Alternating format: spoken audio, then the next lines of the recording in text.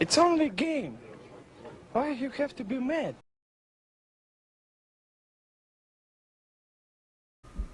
Hi, everybody. Welcome to Hero Wars Weekly, Episode 3. And I wanted to first say thank you for the great response so far with this podcast, with this weekly podcast. And I wanted to say that we really appreciate the feedback that you're giving.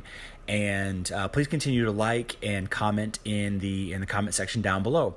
So last week we started interviewing Dan Buccini from Dan Butch Casting and the author of one of the best Hero Wars guides available on the internet today. And this week's episode is the second part to that interview. It's a little bit longer at about 30 minutes, so I hope it's not too long. But please take a second and hit like on this video. And if you're not subscribed, please go ahead and do that for me. And enjoy the rest of this interview. And I will see you all next week. Thanks. So speaking of the guide, the link to where the guide is currently being hosted is going to be in the description. Also a link to Dan Butch Casting Facebook page, where he does one of his side gigs. But what was the thing that made you start the guide? Like, it's a great question. So throughout the years, I wanted to quit a million times, right? And I needed to justify what I was doing. And now I'm spending money on this game, and what am I doing? I'm like, well, maybe I can do this as my advertising for Dan Butch Casting, which is modular dungeons for tabletop games such as D&D and gaming accessories. It's that real social gaming element, which I love. Which Hero Wars is kind of a substitution of that for me, for my life currently. But I thought, adding all these people in game on Facebook, I wasn't really growing the casting page that well. And I'm like, if I spent this much time on my casting page, it would be something. So I kind of started a guide, one to organize my thoughts. I'll still fully admit this. I have not fully read everything in the game, so it is a learning exercise for me. It's like taking notes. It's like kind of being a student, studying the game, especially when things catch my eye, whether it's my teams or someone else in guild posts, hey, what happened here in the guild battles. I try to figure it out, and I try to write it down.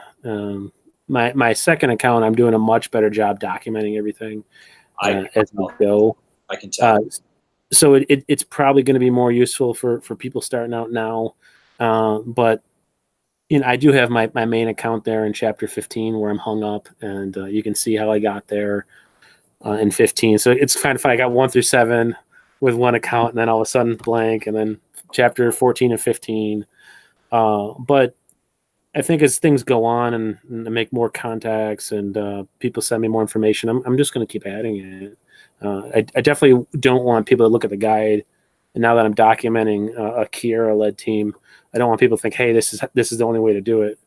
It's not what I want the guide to be. Like, here's a building principle. Here's all this information. I have a section on every hero that I'm adding more and more information to it all the time. That and explaining how some of the synergies work and how you can build your own. Skills get boosted by Artifact 1. A lot of people don't understand that. So pick the skills you want. If you don't know how to synergize with a skills combo, you can synergize with Artifact 1s to boost the skills you like. There's a lot of ways to get the most out of it, but picking, sticking, and leveling, you do that, you're gonna win. You're gonna win. The more you start over, you have to lower your standard for what you're going to beat. You got to do really, really controlled rebuilds with your teams. Yeah, that's something that I'm running into right now. Is my aesthetically preferred team is kind of not doing well in the campaign. There's just not enough damage, so I'm having to rebuild. But it is what it is. You get to build the most fun part, though. You get to pick a damage dealer and add it to a lot of support that you have, and that's a lot of people have the opposite problems. They're picking all marksmen. Look at all the damage that they can do, but at higher levels, it's not going to be enough. When people can survive that initial attack and your low health, ultimately is your demise. So, Yeah. Getting that support is really, really nice. I think the game is favoring builds where it's one primary killer, maybe two, serious damage dealer, and all support. The Kark builds do that. The Lars builds, although you can have Lars with Helios do a lot. There's a little more flexibility there, but most of the effective Kark builds, and I'm finding with Satori, I'm hoping to find a better combo, but I'm finding when you build him the same way, you need to just give him a lot of time, and he's going to be your primary damage dealer. And he'll take out the whole team. Definitely later in a battle, all right? So if the enemy can get to him early, it's game over for him. But yeah, it's interesting. The developers are redoing a lot of the early heroes, and they started with the tanks, and they did Kira and Ginger, and those reissues, those tweaks, those modifications, have really brought those heroes up to a compete level with the newer heroes. Mm-hmm. I think that's a really sign of a good game. So if someone like me tells you, hey, don't use Daredevil, she's terrible, you could say, she's an old hero, she's going to get reworked, and I can't wait to PM challenge you and kick your butt with her. So I've actually heard the developers say in one of their live streams that there are a stable of heroes that they don't ever plan to touch because they're the original designed heroes for the game. They don't plan on touching them ever again. Some they don't need to. Right. Some are terrible, or some are one skin away, and that's the caution thing I'll caution about max mode. When people say, "Hey, Thea healed more than Martha," well, Thea's got 4 skins. Martha has 1. So when you're doing those simulations, you can't put them on an even playing field as far as those skins go. Some skins are really dramatic. Nebula has one of the best physical attacks in the game. That translates to a boost. She didn't get that until she got 2 physical attack boosting skins. So when she was first released, people were like, oh, here's a nice booster, but not very dramatic. Now it's a very dramatic boost, and you better have some magic attack to kill her, because she's really making that enemy team, quite honestly, able to overkill. I used to giant hunt my main account as it was going up. Nebula is my second strongest hero, and it just let me, if I live long enough to get that ultimate off from Kark, teams would just drop. Right. Teams that I had no real business beating, numerically speaking, sure, because of that effect. But like I said, the game's a good game. There's a lot of counters. A lot of her statistics rely on dodge, and dodge is negated by magic. So any real good thing you can come up with, there is a counter. Yeah. It's just a matter of, is the counter popular? Some of these counters, they're not very popular, but they do exist. It really matters a lot with what's on your server.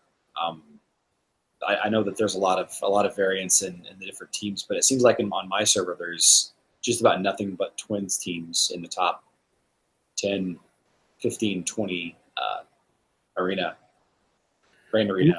That's sad. That's a sad state of the game, and I don't know how they can avoid that. I think a lot of the new servers, when they get spun up, people are using that opportunity to start a new account. I did. Yeah. Sure. I'm on 13 and 14, so I'm staying in my era. If I were to go lower, teams would be a lot more diverse, because a lot of people invested earlier, a lot of people played longer, and they'd be a lot stronger. It would probably be more interesting, but I'd be out of my league. If I stayed on the upper servers, okay, so now I got to beat the twins. Do it with your friendship shop heroes, and maybe do a Kira front end. You can probably do it right out the gate. That's what I'm trying to experiment with my alt. But yeah, the twins really did change the game a lot. I think they are the most popular amongst top players. So a lot of people see them in the rankings in the arena. Everyone has them at that level, it seems, and they're good. They're very good. I've never played. I don't have them level up very much. I haven't played the campaign with them. I haven't beaten bosses with them. but observing player versus player, they are very, very effective, and they're versatile. So I'd say that's why they're probably the most popular. Is you can fit them with anybody and make it work. The best Heidi team, for example, is with Lars and Krista. As crazy as that sounds. I liked Heidi a lot when I started, but I didn't level her up. So okay, so what was one thing about the game that you'd really like to see changed? What is maybe a mechanic? Maybe do I have to keep this popular? Can I have a hot take here? Titans. I like Hero Wars. I'm not a big fan of Titan Wars. Okay. Everything I've said about the heroes being really balanced, you could pull off an upset. There's counters. There's real interest in the synergies and how pieces work. The Titan side of that game loses it for me. And that's probably not completely fair because there is a subtlety and nuance to the Titans and building them. A lot of higher level players manually, there's a lot of timing stuff. There is, I don't want to oversimplify it and say like this is the way it is. But for me personally, I don't get that same kind of enjoyment out of, doing an elemental mismatch. And really, I think it's the totems specifically that kind of sour that side of the game. I think I could enjoy Titans a lot more without totems. Totems remove your creativity with team building. It narrow in the limited number of Titans. So they're the same few teams. It really is kind of boring. And it does seem much more of a linear thing. Higher power wins, unless there's some totem mismatch or something. Right. Well, but you've got it's basically rock paper scissors. Yeah. There's one skill compared to four. I mean, oversimplifying I think is the correct term to use with Titans. It's and with the totems being that you can guaranteed get totems by spinning emeralds. I think there's a big pay to win aspect to that as well. Which play the game however you want. I'm not knocking the pay to win. I'm not knocking the free to play players. But with only one skill, and sure they added the Titan skins, but really that's just another thing to max out. Another thing. Yeah, the totems. You know what it is too is so many play modes in the game. Like so, when I started, there was no tournament of the elements, and that can be a really time consuming thing. Yeah. It can be. The dungeon becomes increasingly more and more time consuming as it gets harder as you get further in it. And, sometimes I'm at a point now I only have one totem and one color, and that's it. And, I can't get my other colors further because it's scaled for that one totem. You know what I mean? I think I'm at a level where they expect you to have one totem of each color, or I'm not sure exactly, but I guess they have some players on the top end that have driven the need for more modes in the game, more things to max out, and that is really amazing. Because if you look at how the game's written, I think the intention from the developers was well constructed, where your increment, the amount that you have to spend in-game resource, right? So your glyphs to level up or your potions to level up, those type of things. And it takes a lot more at the top. So it really slows down people at the top, their advancement. But there's people that have maxed that. So the developers have always had to do something new for those maxed players to keep them engaged. And this game has to keep going. And so the skins come out. The skins are very expensive, what you put in, as far as the boost that you get out. And that's what they do with these new modes. And that was true for a lot of new modes, except the totems. The totems became a real game changer, and in my opinion, a game limiter or a creativity limiter. With something, you spend a lot of time with those Titans, and it's just to have an anchor like those totems. It's kind of sad. Okay, all right. So kind of contrasting that, what's something that you really like about the game? I think you probably covered it a couple of times, so this is probably an easy question to answer. But what is something that you really like, that you're really obsessed with about this game? PM challenges, fighting the heroes. When someone stumps you, hey, how do you beat this combo? Being forced to use a hero I wrote off, or I wrote that hero off 6 months ago. This is worthless. And then, oh, here's how you use this hero. Those aha moments. I do like the daily progress. I like the different rewards, the guild element, the social element. Right. I've tried being a GM before. I've tried being a general. It was not for me. Yeah, not for me. I like to support the guild. I like to play a role. I like to be the guy that will always talk to you about your heroes, will always have an opinion, will say, hey, I could be wrong, but this is what I think.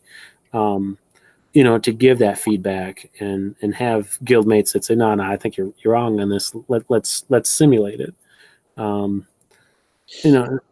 I think that element of it, they do release new heroes that change things and can change things very dramatically.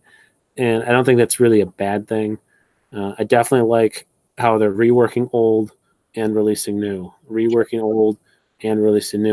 I think that it shows they have a focus on legacy players and on new players. Obviously, these new heroes are better, not perfectly, but they are good. They are good choices, but Nexters needs to keep the servers up.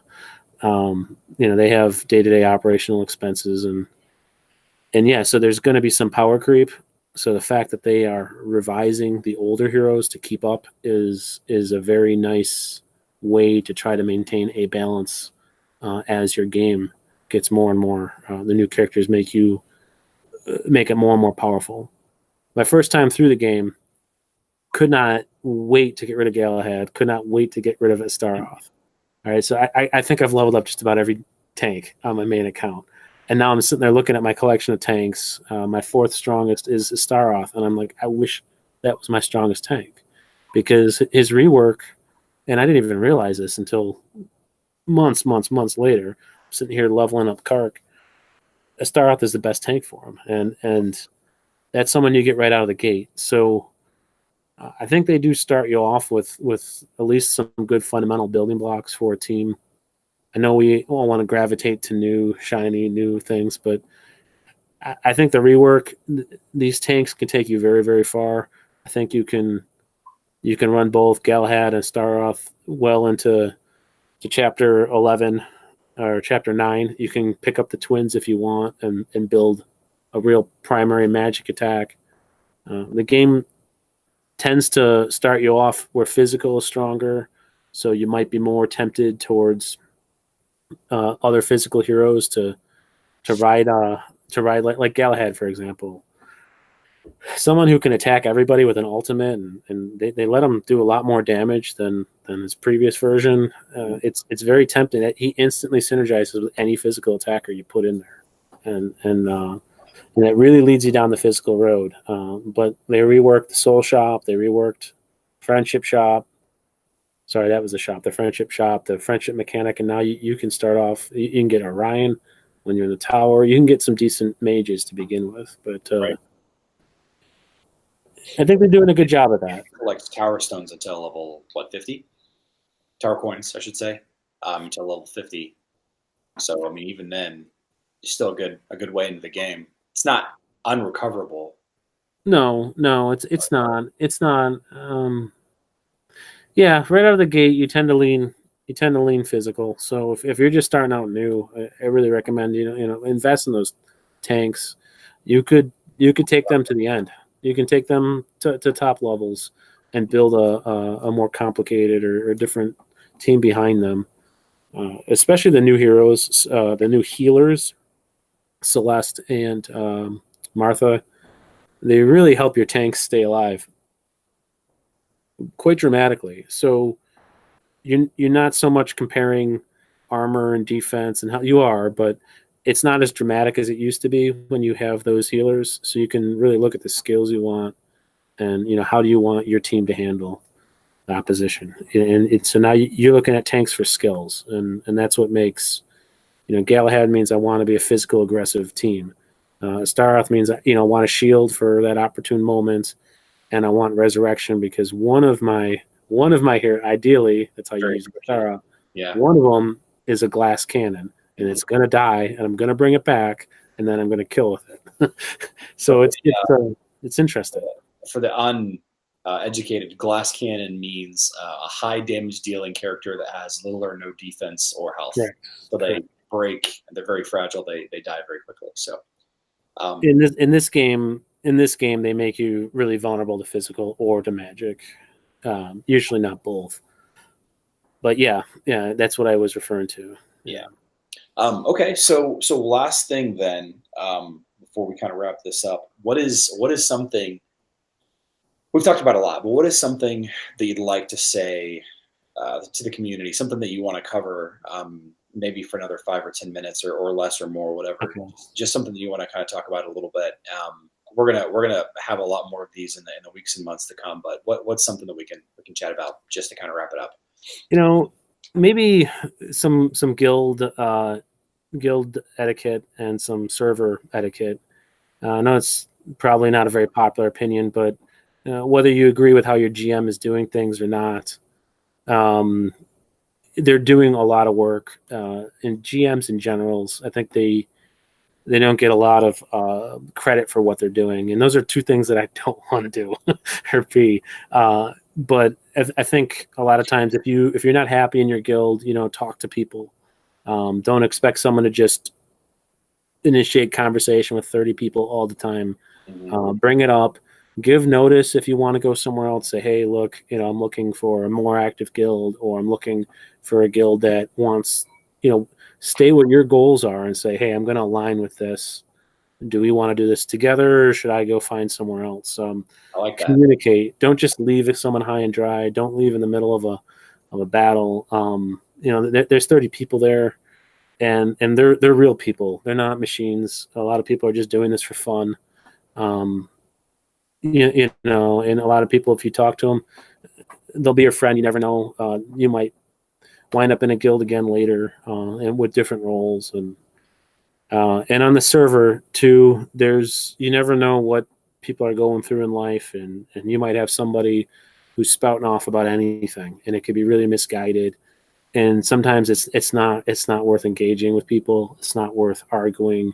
It's not worth fighting. It's not worth mucking up the server chat, because for everybody who might be really vocal, who might be dealing with difficult stuff in life, and might just be letting it rip on server chat, there's a family, there's a father who has some kids on there in a guild. They're just having fun in their guild, and right. Yeah. They don't. I know there's the profanity filter, but it's also like it just common decency, right? Let the person who's not being decent, let them just. People make an opinion of them. Don't think you can, kind of throw some more fuel on the fire and you're going to come off looking any better. It just muckies it up, and that's not a good thing. If you're playing this game like many of us have played for too long, it's really not worth, that kind of nastiness that some servers have, some don't. It's just if those people are there, there's thousands of people on the servers. You just shouldn't engage with it. You shouldn't let it bother you. You really don't know what somebody is dealing with. You really don't. Out of game, and so much of life is made considerably easier if you just don't be a jerk. Right, and realize that people are they're out there, they're jerks, and ignoring them is the best thing you can do. Now, do you guys have a Facebook page, your guild? Yeah, so I'm actually in two now, right? And one. I don't want you to give it out. Like if it's a private thing, I don't. That's not why I'm asking. I'm just. One's a private page for everyone in guild, but really, what we've done, what the other guild does, and now what both guilds are doing, we have a group chat in Facebook. So everybody on their phone, their mobile device, can chat. So you don't have to be in game. You don't have to use the messenger in game. Yep. We do a lot more coordination. Bridges down, citadels open. I didn't get my target. There's 2 points remaining. Clean up on aisle 4. Right. And so we're getting a lot more mileage out of the Facebook Messenger than the in-game Messenger. It's limited. Yes. The game Messenger is kind of limited. Okay. Well, Dan, thanks for being on. To everybody watching this video, I reference his guide in basically every video that I make, and I just want to I want to continue to leverage him as a resource. So, maybe in the future we can do a video like this where we just answer 5 questions that you Right. get in a week, or you can be like, hey, I'm not going to answer this question, but I tell you what, we'll get a list of them and we'll post them. We'll post a list on my website or your website, I should say, or something like that. Something to kind of cut down on that traffic. But you're growing your family in real life. And, game. that's having 2 kids myself. I know what that's like. So I think you're doing a good service putting this through, putting it together, starting for entry level, right? You started your videos really early on. You've explained a lot of things in depth, and yeah, so that's kind of what I want to do with my guide as well, and I think that this relation will work very nicely. Agree. And I think what I was going to say. Oh yeah, whenever I get to the higher level stuff, I'm going to keep leveraging you for some of this because there's so much stuff that I just don't know yet. I remember what I was going to say. So doing this, the reason why I made this YouTube video, kind of as an aside, the reason why I did this is because whenever I first started playing, there wasn't a lot of content, English content out there. There was some. The developers themselves put out videos, and there's a handful of YouTube videos that you can kind of get a feel for what's happening because it's just music with gameplay going on in the background. And those guys, they might do one video for each 6 months. So I'm trying to gather up all those guys as well. I'm trying to get them. I want to get them on. There's a couple of guys that don't speak English, so that probably won't happen. But I think that there's a lot of people out there that has the ability to make these videos better than me. I'm new at making these videos, but that we could really create a great support network for people, starting the game, and through the unofficial and the official Facebook pages. I know that they're already being the game developers have already mentioned a couple of the YouTube channels in the last handful of videos that they did. They mentioned me and a couple other guys, and I think that using us as a resource could save a lot of people a lot of headache by picking the wrong team just because they like the chick with a mohawk and that throws bombs. Or we could figure out a way to make that work. Okay, I don't want to write anyone off, but that's a real challenge. I'm not willing to take it, but if someone is dead set on it, we'll figure out a way to make that work. Yeah, I don't know. I think it's just going to be a handicapped hero until they make a change. But you wait for the rework, yeah. Right on. So I'm either gonna post this entire video all at once. I'm not sure how long we've been going. I don't know if it's a half an hour or 10 minutes or 45. I'm not sure. I'll check it when we end it. But Split it into different parts if you want. Well, I was thinking about that because I was the questions that I asked you. I wasn't sure how it was going to go. So I'm either going to post. I might cut all this whole part right here out completely, actually. But I might do it because this weekend I'm out of town for a wedding, and the next weekend I'm actually on vacation for another wedding. So I may chop this video in half. Split in half or honestly, having content like having us pre-record and it doesn't get published for a month or something. Yeah, it's probably not bad. I've got so much pre-recorded content that I just need to edit. Oh, gotcha. Yeah. So much already. That's actually not an issue. And the time being on the plane, flying to and from these places, I'm actually really excited to get a little ahead on the editing. But yeah, so yeah, thanks for joining me, Dan. Look forward to doing this with you. If not every week, at least once a month. Just picking your brain about different topics, and I know I learned a lot today, and hopefully people watching this video will learn a lot as well. Yeah, thank you. Thanks for having me, Charles. And excellent channel. Yeah, thank you. All right, I will see you all next time. For those of you watching this video, please consider a like, leave a comment with feedback down below, positive or negative, whatever you want to tell me, that's fine. Whatever you want to talk to Dan about, that's great. We can only improve. Please consider subscribing and hit that notification bell if you'd be so inclined. But I'm Charlie. That's Dan, Hero Wars Central, and Dan Butch Casting. Woof. I'll see you all next time. Bye. See ya.